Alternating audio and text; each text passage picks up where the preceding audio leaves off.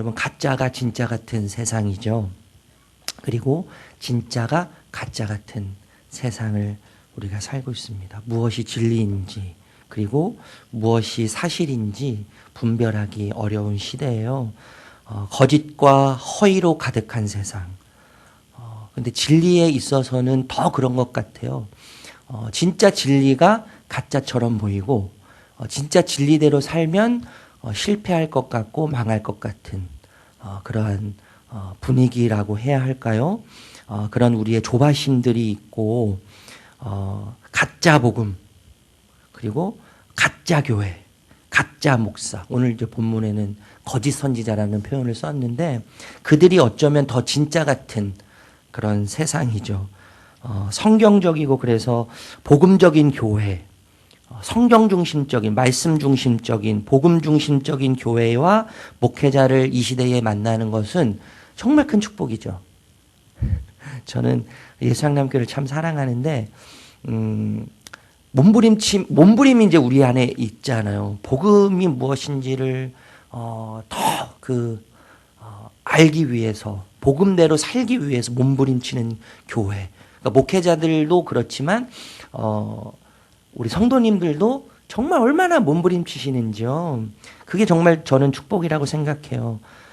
가짜가 진짜 같은 세상, 그리고 진짜가 가짜처럼 여겨지는 그런 세상에서 진짜를 붙잡고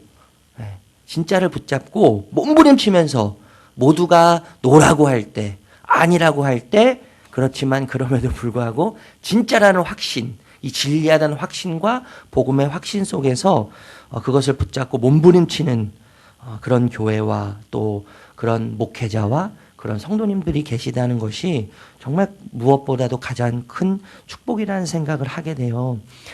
그래서 여러분, 분별이 정말 중요해요. 분별하는 것이 중요합니다. 1절 말씀 다시 한번 읽어보겠습니다. 1절 시작. 믿지 말고 오직 영들이 하나님께 속하였나 분별하라.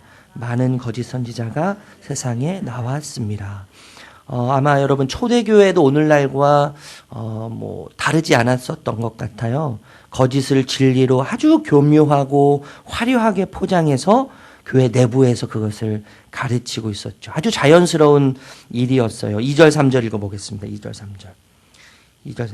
이로써 시작. 이로써 너희가 하나님의 영을 알지니 곧 예수 그리스도께서 육체로 오신 것을 시인하는 영마다 하나님께 속한 것이요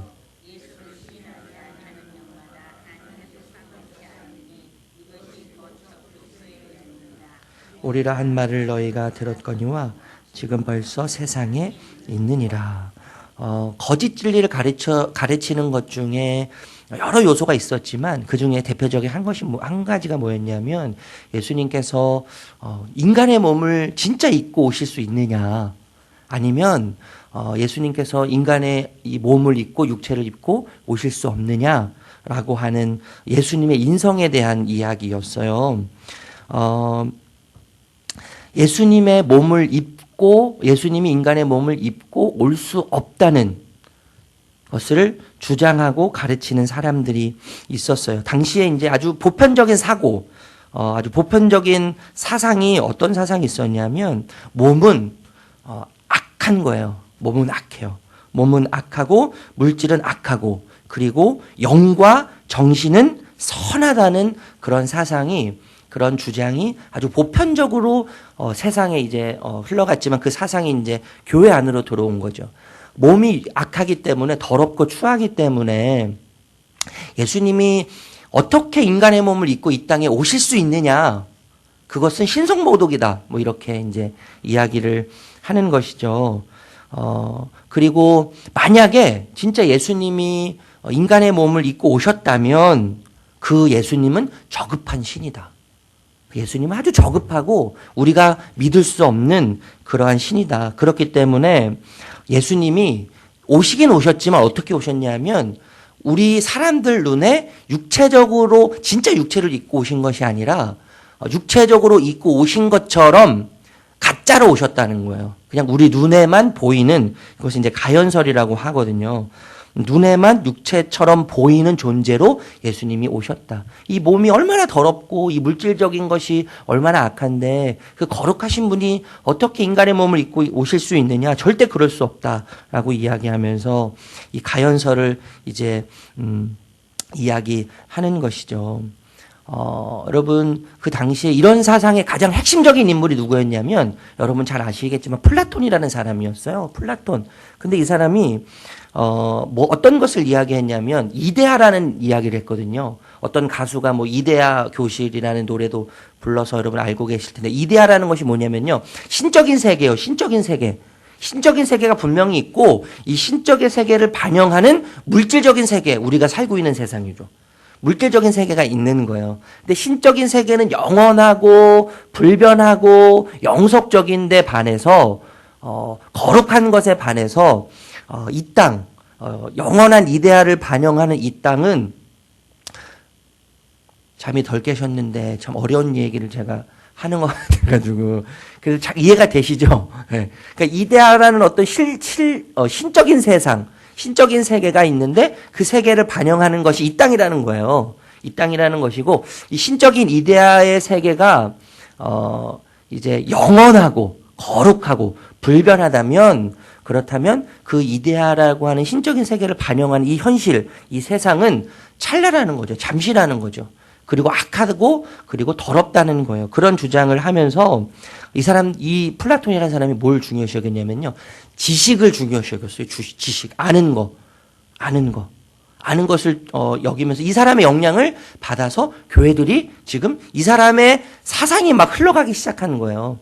그러니까 지식이 중요하기 때문에 구원을 받는 방법이 뭐냐면 성경을 많이 알면 지식을 많이 얻으면 구원을 받는다고 생각했어요. 그러니까 지식을 많이 알면 알수록 지식을 축적하면 축적할수록 구원을 받을 수 있다. 구원을 받을 확률이 높아진다. 뭐 이런 이야기를 하기 시작한 것이죠. 그러니까 여러분 지식을 최고의 선으로 여겼어요. 지식을 최고의 선으로 여기고 지식을 통해서만 신적인 세계에 갈 수 있다고 믿은 거죠. 지식을 통해서 신적인 세계에 가는데 그렇기 때문에요. 구원은 누구에게만 있어요? 지식인들에게만 있는 거예요. 지식인들에게만 구원이 있다는 이야기들, 주장들을 펼쳐 나갔죠. 여러분 이 사상, 신적인 세계, 이데아라는 세계가 있고 그리고 이 신적인 이데아의 세계는 아주 거룩하고 영의 세계는 아주 거룩하고 구별되어서 영원한데 반면에 이 땅, 이 몸, 우리가 입고 있는 몸도 마찬가지예요. 이 몸이 더럽기 때문에 당시에 어떤 일들이 있었냐면요. 이 몸을 학대하기 시작하는 거죠. 이 몸이 더럽기 때문에, 추하기 때문에, 악하기 때문에. 그래서, 나무 위에 올라가서 막 고행을 하는 거예요. 나무 위에 올라가서 지식을 얻고 도를 얻고 획득하기 위해서 나무 위에 올라가서요. 평생을 사는 사람들이 있어요. 네, 그 당시에요. 그리고 이 몸이 더럽고 추하기 때문에 땅 속에 이 머리 밑에는 다 묻는 거죠. 머리 밑에 다 묻어요. 그래서 고행을 사는 거예요. 지식을 얻기 위해서. 몸이 더럽고 악하니까요. 그러니까 몸이 더럽고 악하니까 몸을 제어해야 되죠. 그러니까 그런 사람들이 그런 문화 속에서 살고 있었죠. 이러한 문화든 이러한 또 주장들은요. 아주 보편적인 그 당시 아주 보편적인 그런 주장이었고 사고였어요.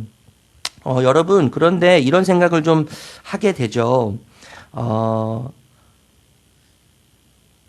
몸은 악하고 물질은 악하고 더럽고 추하다는 이 사고방식은 그 당시에 아주 보편적인 사고방식이었는데 그리고 아주 보편적이고 일반적인 주장이었고 그리고 이 사상과 이 주장과 이 이야기들이 모든 사람들의 일상 속에 들어와서 모든 일상을 지배하기 시작했는데 여러분 잘 생각해 보세요. 생각하면 생각할수록 그들이 예수님을 믿고 따랐던 방식 그들이 예수님을 믿고 따랐던 방식은 철학과 사상과 문화와 전통에 따른 자기들이 원하는 방식대로 예수님을 믿은 아주 자기중심적인 방식이었다는 거죠. 그러니까 이게 굉장히 큰 문제가 있는 거예요, 사실. 여러분 무엇이든지 다 정도가 있잖아요, 정도. 그러니까 바른 길이 있는 거예요, 바른 길. 바른 길. 그러니까 내 방식대로 내가 원하는 대로 하다 보면 원의미와 의도와 목적에서 바른 길에서 방향을 잃고 벗어나게 되어 있는 것이거든요. 여러분 진리에 있어서는 훨씬 더 그렇죠, 사실. 진리에 있어서는요. 진리에 있어서는요. 진리인 성경대로 믿어야 되는 거죠. 네. 말씀하신 대로 믿어야지. 그렇지 않으면 진리의 길에서 벗어나는 거예요. 벗어날 수밖에 없어요. 내 방식대로 그 당시에 철학과 사상과 문화와 전통, 내가 원하는 방식대로 논리와 이론과 주장에 짜맞추어서 예수를 이해하고 믿는 신앙, 아주 자기중심적인 이기적인 신앙인데 이 신앙을 뭐라고 표현해요? 적그리스도라고 이야기한다는 거예요. 적그리스도. 그리고 또 5절, 6절 읽어볼까요? 5절, 6절. 5절, 6절 읽어보겠습니다. 시작.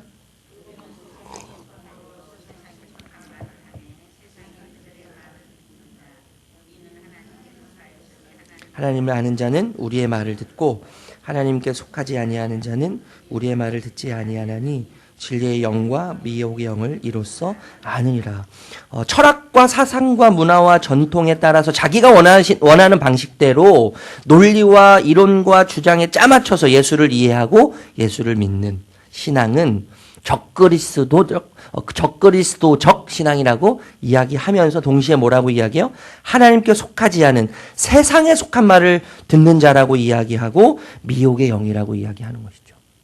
무슨 말이냐 하면 내가 원하는 대로 예수님을 믿는다면 내가 원하는 방식에 맞춰서 내가 예를 들면 기도하는 거죠. 기도할 때 내가 원하는 대로 하나님께 분명히 그렇게 구해야 되지만 그것이 유일한 기도의 목적이 되어서 내가 원하는 대로만 이루어진다고 생각한다면 반드시 그렇게만 돼야 된다고 우기면서 기도한다면 그 태도는 뭐예요? 적그리스도적 태도라는 거예요. 굉장히 무서운 말씀인 거죠, 사실. 내가 원하는 대로 믿는 방식은 적그리스도적 신앙이고 세상에 속한 자의 모습이고 미혹의 영을 받은 자, 아주 이단화적인 모습이라는 거죠. 여러분 우리에게 내가 믿고 싶은 대로 예수님을 믿는 욕망이 얼마나 많이 있어요. 내가 믿고 싶은 대로 예수님을 믿어요. 내가 원하는 방식대로 예수님을 믿는 적그리스도적 신앙이 우리에게 있다는 거예요. 대표적인 게 이런 거잖아요. 하나님 이렇게 안 해주시면 안 됩니다. 하나님 꼭 이렇게 해주셔야 돼요. 하나님 이렇게 해주시면 내가 하나님을 더 잘 믿겠습니다. 하나님 이렇게 응답해 주시면 내가 교회를 열심히 섬기고 하나님을 더 사랑하고 그리고 내가 더 믿음을 가지고 살겠습니다. 이런 게 이제 대표적인 예인 것이죠. 적그리스도적 신앙. 지금 여러분 이 적그리스도적 신앙과 적그리스도라고 이야기하는 대상들이 교회 밖에 있는 자들이 결코 아니잖아요. 교회 내부에 있는 자들이잖아요. 교회 내부에 있는 자들이에요. 그들도 예수를 믿는 자들이에요. 그들도 예수를 경험한 자들이에요. 그럼에도 불구하고 적그리스도가 되어서 적그리스도 신앙적 요소를 가지고 그들이 원하는 방식대로 그들이 이해하는 방식대로 예수를 믿기 시작하면서 가르치기 시작했다는 것이죠. 어쨌든 여러분 이 초대교회를 가장 위협했던 것 중에 하나가 좀 전에 제가 말씀드렸던 것들을 뭐라고 이야기하냐면 큰 이단의 세력인데 이 세력을요 영지주의라고 해요. 여러분 들어보셨을 거예요. 영지주의라고 하는데 지식을 강조한다고 말씀드렸죠. 최고의 덕이 지식이에요. 최고의 덕이 지식인데 지식을 통해서만 신적인 세계 구원에 이를 수 있다고 이야기하는 거예요. 그런데 지식을 통해서 이데아를 발견하는 방식, 그러니까 지식을 알미라고 하는 행위를 통해서 지적인 행위를 통해서 신적인 세계, 구원에 이르는 방식 중에 하나가 뭐냐면 사랑이라고 이야기해요. 사랑이라고 이야기하는데 여러분 특정 대상을 사랑하게 되면 외형적으로 비슷한 것들을 사랑하게 된다고 이야기해요.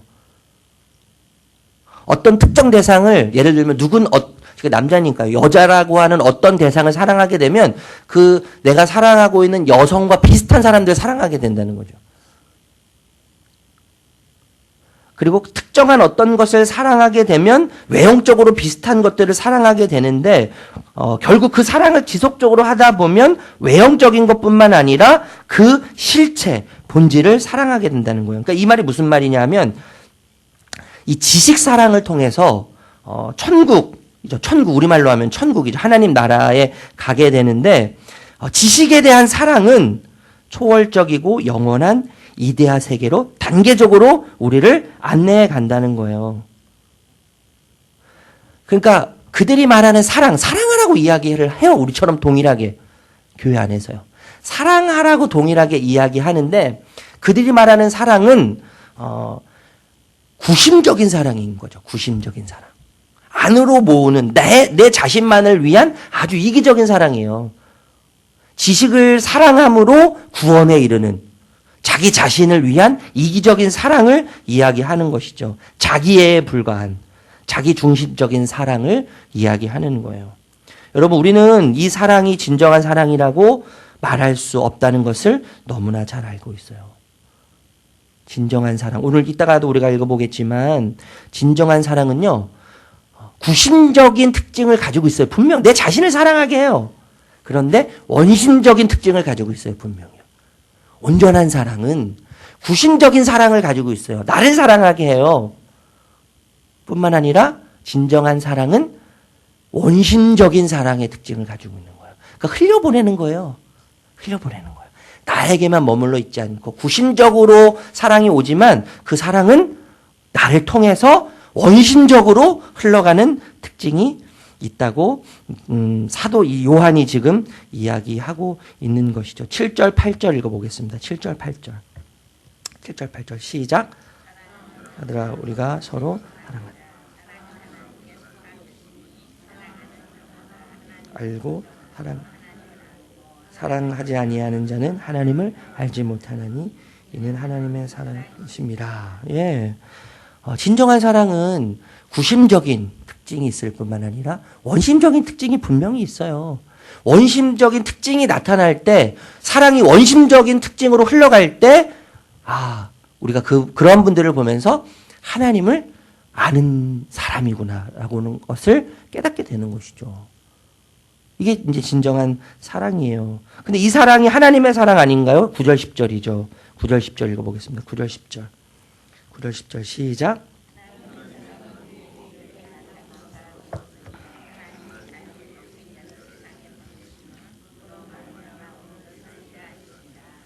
사랑은 여기 있으니 우리가 하나님을 사랑한 것이 아니요 하나님이 우리를 사랑하사 우리 죄를 속죄하기 위하여 화목제물로 그 아들을 보내셨다. 여러분, 이 구심적인 사랑과 원심적인 사랑의 사랑은 하나님께 속한 온전한 사랑의 특징인 거죠, 사실이요. 구심적인 사랑, 내 자신을 사랑하고 원심적인 사랑, 서로를 사랑하는, 형제를 사랑하는 이 원심적 사랑은 하나님의 사랑인데, 여러분 독생자를 보내셨죠. 굉장히 희생적이고 실천적이에요. 하나님이 먼저 사랑하셨어요. 자발적인 사랑이에요. 그리고 이타적인 사랑이죠. 화목제물이 되어주셨어요. 두려움이 없는 사랑이에요. 그리고 저돌적이에요. 과감하죠. 여러분, 이 사랑은 비이성적이에요. 그리고 비합리적이죠. 비논리적이고 비과학적이에요. 그러나 이 사랑의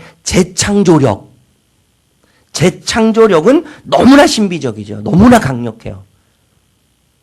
그 증거가 누구예요? 저와 여러분들인 거잖아요. 이 구심적 사랑의 특징이 저와 여러분을 지금 이 자리에 앉게 하는 것이죠. 비이성적이고 비합리적이고 비논리적이고 비과학적인 사랑.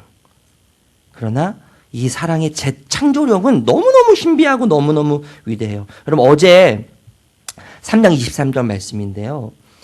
이 요한 일서를 지은 요한이 예수님께서 세 계명을 말씀하셨는데 그 세 계명을 재정의했거든요. 우리 어제 본문인데 한번 읽어보겠습니다. 3장 23절 말씀이에요. 3장 23절. 3장 23절. 어제 본문인데 한번 읽어보겠습니다. 읽어볼게요. 시작. 그의 계명은 이것이니 곧 그의 아들 예수 그리스도의 이름을 믿고 우리가 얘기해 주신 계명대로 서로 사랑할 것이니라. 그러니까 예수님께서 말씀하셨던 계명을 하나님을 사랑하고 내 자신을 사랑하는 것처럼 이웃을 사랑하라고 하는 예수님의 계명을 이제 재정의를 하는데 재정의하면서 새로운 계명이라고 이야기하지만 첫 번째가 뭐예요? 믿음이요. 그리고 두 번째가 서로 사랑하는 거거든요. 믿음과 사랑으로 지금 예수님의 새 계명을 다시 요한이 지금 정리하고 있는 거예요. 여러분, 믿음은 신앙의 출발점이죠. 그리고 과정과 종착점은 서로 사랑이라고 이야기해요. 여러분, 믿음으로 가도 해결되지 않는 문제들이 얼마나 많은지 몰라요. 믿고 기대하고 갔지만 실패할 수 있어요. 그래서 여러분, 기대가 채워지지 않을 때, 믿음으로 갔는데 실패하고 믿음으로 갔는데 문제들이 해결되지 않아서 기대가 채워지지 않아서 옛날로 돌아가는 경우가 있죠. 열정을 다해 섬겼어요. 봉사했어요. 그런데 믿음을 버리고 옛길로 다시 돌아가는 사람들을 많이 보게 되죠. 그런데 여러분, 사랑은 자기의 유익을 위해 무리한 요청을 하지 않습니다. 사랑은 자기의 유익을 위해서, 자기를 위해서 무리한 요청을 하지 않아요. 좋은 성적을 내기 어려운 자녀에게 좋은 성적을 요구하지 않아요. 내가 원하는 대학을 우리 자녀들에게 요구하지 않아요. 충분한 자질이나 자격이 없는 사람에게 무리한 것을 요구하지 않죠. 내 뜻과 내 계획이 이루어지지 않아도 참고 견디는 것이 사랑이에요. 그래서 여러분, 믿음의 단계에서는요, 자꾸 달라고 해요. 자꾸 달라고 해요. 그런데 사랑의 단계에서는 어떻게 돼요? 나눠주게 되는 거예요. 네. 믿음의 단계는요, 계속 달라고 해요. 그런데 사랑의 단계는 나눠줘요. 자꾸 주게 돼요. 흘려보내게 되는 거예요. 베풀게 돼요. 여러분, 이 세상에서 가장 믿음직스러운 사람은 어떤 사람입니까? 믿음이 좋아 보이는 사람은 언젠가는 옛날로 돌아가는 경우를 너무나 많이 봤어요. 이 세상에서 가장 믿음직스러운 사람은 하나님의 사랑을 받고 그 사랑으로 서로 사랑하는 사람이 정말 믿음직스러운 사람이에요. 진짜 믿음직스러운 사람. 그래서 어거스틴이 이런 말을 했거든요. 하나님을 사랑하십시오. 그리고 그 다음에는 아무 일이나 하셔도 좋습니다. 먼저 하나님을 사랑하십시오. 그리고 그 다음에는 어떤 일도 해도 좋습니다. 여러분, 이 말은 무슨 말이죠? 하나님을 사랑하는 사람은 그 사랑을 받은 자로 무엇을 하든지 사랑의 방식으로 하게 된다는 거예요. 그래서 여러분, 믿음에서 사랑으로 우리가 자리를 옮겨야 되는 거예요. 이제는 믿음이 신앙생활의 출발점이라면 이제 과정과 종착점, 사랑. 그래서 믿음에서 사랑의 자리로 우리의 자리가 점점점 더 옮겨져 가야 되는 것이죠. 여러분, 사랑이 우리 삶의 습관이 되면 참 좋겠다는 생각을 하게 돼요. 사랑의 습관. 습관이 우리가 모르는 습관이 우리를 망가뜨리는 경우가 굉장히 많은데요. 사랑의 습관이 된다고 한번 생각해 보세요. 상상해 보세요. 사랑의 습관이에요. 사랑의 습관. 나도 모르게 내가 의식하지 않는 상태에서 흘러나오는 것이 습관인데, 우리의 습관이 사랑이 된다면 정말 많은 것이 달라지겠죠. 사랑의 습관이 되면. 믿음에서 사랑의 자리로 우리의 신앙의 자리가 옮겨지고 우리의 삶의 습관이 사랑이 된다면 우리의 삶은 지금보다 훨씬 달라질 거라고 생각합니다. 그런데 여러분, 이것이요, 가짜처럼 느껴질 때가 참 많아요. 그리고 이 진리가 너무 작고 초라하게 느껴질 때가 많아요. 마치 이 진리가 실패한 것처럼 우리를 그렇게 절망하게 만들 때가 많아요. 그러나 4절 이렇게 이야기합니다. 4절 말씀 읽고 마치겠습니다. 4절 읽어보겠습니다. 4절 시작. 자녀들아, 너희는 하나님께 속하였고 또 그들을 이기었나니 이는 너희 안에 계신 이가 세상에 있는 자보다 크심이라. 여러분, 이 진리, 믿음에서 사랑으로, 그리고 이 사랑이 구심적으로만 흐르는 사랑이 아니라 원심적으로 흘러가서 예수님을 닮은, 하나님의 성품을 닮은 사랑의 삶을 살아낼 때 이것이 이긴 삶이라고 우리에게 분명히 이야기합니다. 오늘도 이 진리를 따라 승리하신, 이미 승리를 다시 만지시고 맛보시는 저와 여러분들 되시기를 주님의 이름으로 축복합니다. 기도하겠습니다.